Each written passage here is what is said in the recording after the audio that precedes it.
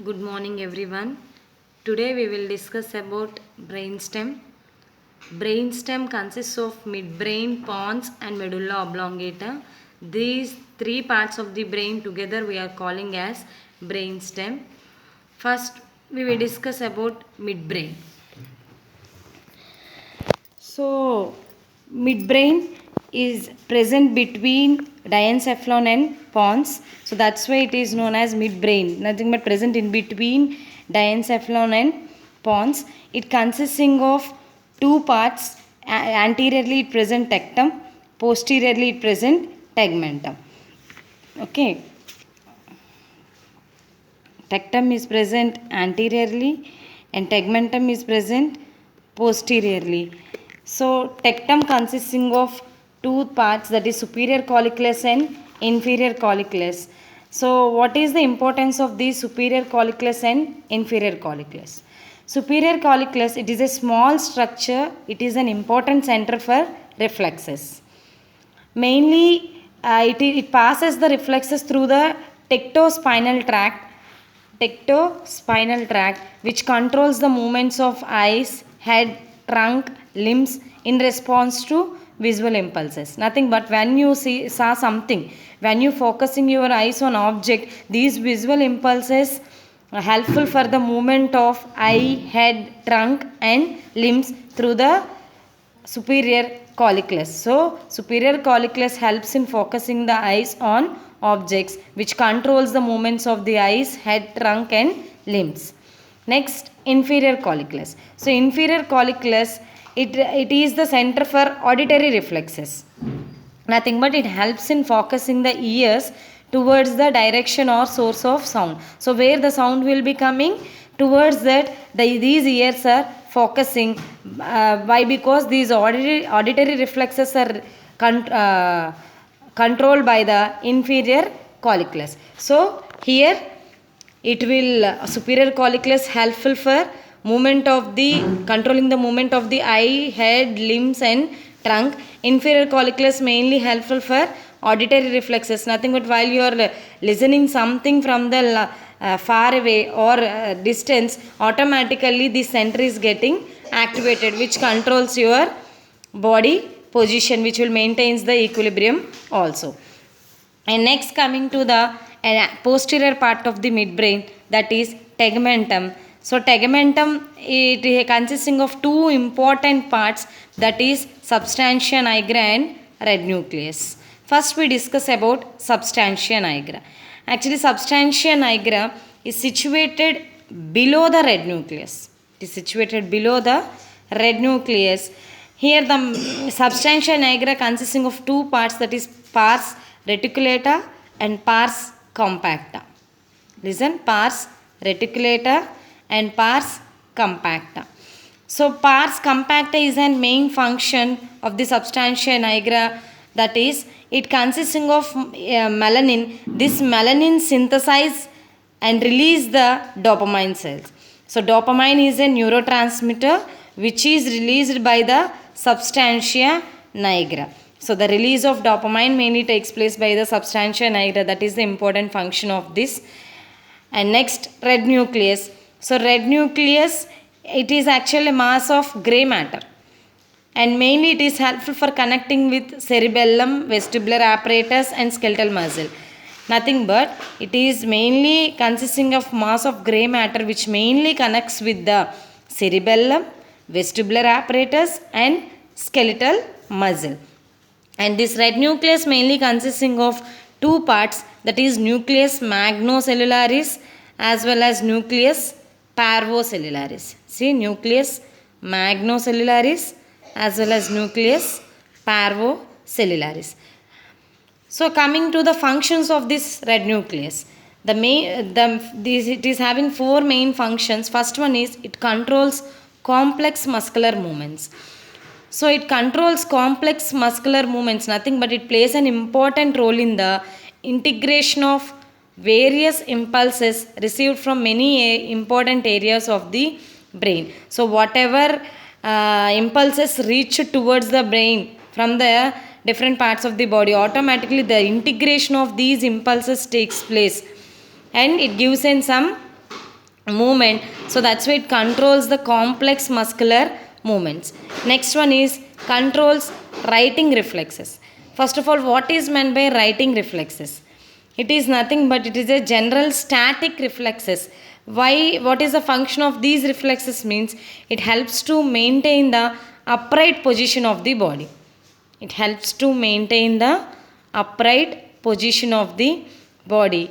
So mainly it is this red nucleus is a center for all writing reflexes except the optical writing reflexes.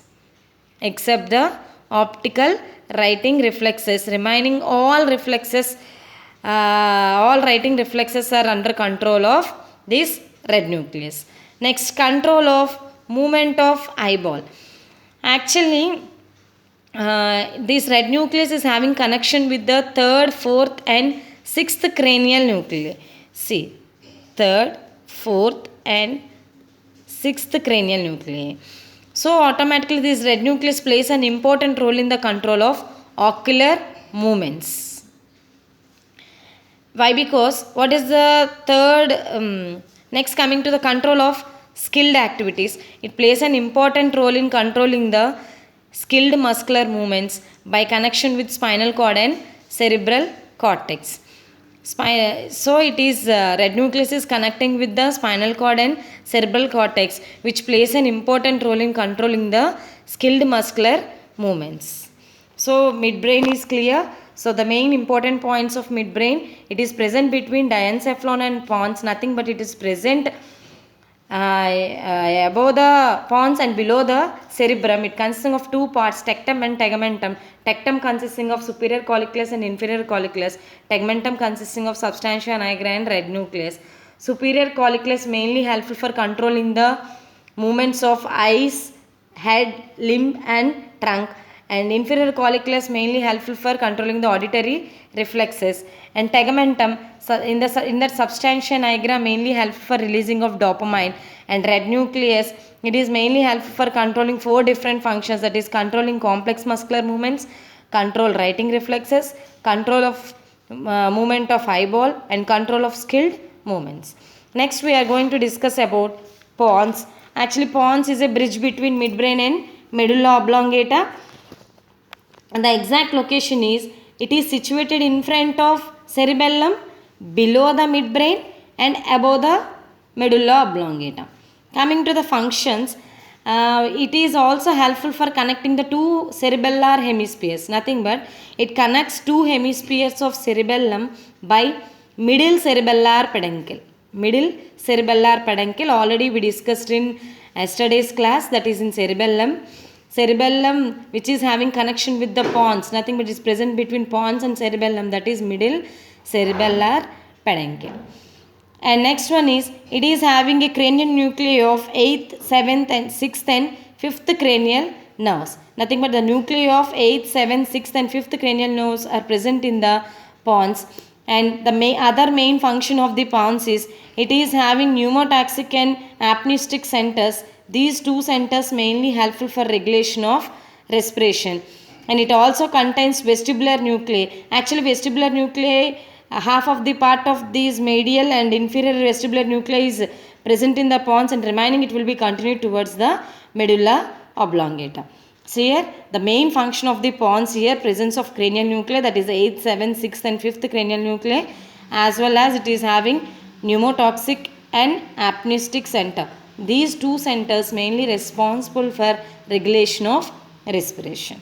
And it also contains vestibular nuclei, mainly the medial and inferior vestibular nuclei are present in the pons. And next coming to the medulla oblongata. So medulla oblongata is present between pons and spinal cord. Nothing but medulla oblongata is continuous upwards as pons and it is continuous downwards as spinal cord through the foramen magnum.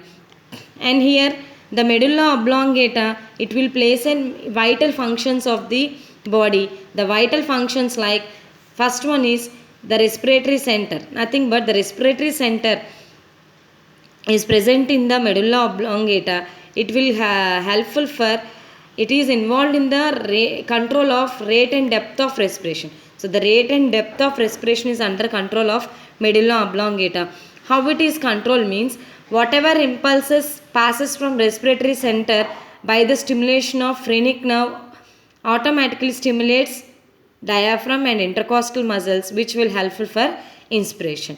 Nothing but whenever the impulses from intercostal muscle or phrenic nerve reaches to respiratory center, automatically stimulation of these respiratory center, this leads to stimulation of diaphragm and intercostal muscles, which leads to inspiration. Next, vasomotor center. Vasomotor center, which controls blood pressure and heart rate. And degglutination center. Degglutination center is nothing but, degglutination is nothing but swallowing. So degglutination center, which it is medulla oblongata, regulates the pharyngeal and esophageal stages of degglutination. And vomiting center, it induces vomiting during irritation or inflammation of GIT. So nothing but all these are reflex mechanisms. So nothing but coughing, sneezing. When the dust particle is enter into our body, then immediately coughing and sneezing will takes place for removing the dust particles. In the same way, through vomiting also it will be eliminated outside. So whenever there is any inflammation of the GIT or any toxic substance or irritant substance enter into the GIT, immediately the vomiting center is getting activated, which induces vomiting. And next, it consisting of superior and inferior salivatory nuclei, which will helpful for controlling the secretion of saliva. Next, cardiovascular center is present. It is responsible for controlling rate and force of cardiac contraction. It is responsible for controlling rate and force of cardiac contraction. Next, decussation center. So decussation center is nothing but where the crossing over takes place. Already we discussed in the functions of cerebrum, mainly the motor functions of the cerebrum. What we said, in the medulla oblongata only the upper motor neuron is crossing over towards the opposite side, from right to left and left to right. Already we discussed. So that is known as crossing over, which that center exactly we are naming as decussation center. Nothing but where the crossing over takes place here. Nothing but the pyramidal tracts of motor fibers will be cross over each other. And next, reflex center. Already we discussed this point. Reflex center, nothing but whenever any dust particle enter into the body, it will activate the reflex center, which causes sneezing, vomiting or coughing to expel the irritants outside through the respiratory tract. And next, other thing is, it is also having cranial nuclei, that is 12th, 11th and 10th cranial nuclei, along with the some part of 8th and 5th cranial nuclei. 12, 11, 10th and some part of 8th and 5th cranial nuclei. And next, coming to the vestibular nuclei. Vestibular nuclei, it is 4 nuclei are situated in the medulla as well as at the caudal part of pons. Already we discussed the pons. At the end of the pons we are having medial and inferior vestibular nuclei. It is continued towards the medulla oblongata also. So 4 nuclei situated in the medulla and caudal part of pons, that is superior, medial, lateral and inferior vestibular nuclei. So here in this medulla oblongata plays a vital functions. Mainly it will controls the respiration and it controls BP and heart rate, as well as it is helpful for regulating the force of contraction and heart rate. It presents in vomiting center, degglutination center, decussation center, reflex center and presence of cranial nuclei as well as vestibular nuclei. All these are the functions of medulla oblongata. So today in this class we discuss about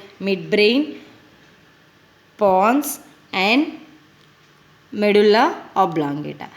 So in brief only we discuss about these things. Nothing but the main functions of the brainstem, nothing but the function and location of midbrain, pons and medulla oblongata. This is enough for your main exams. Thank you.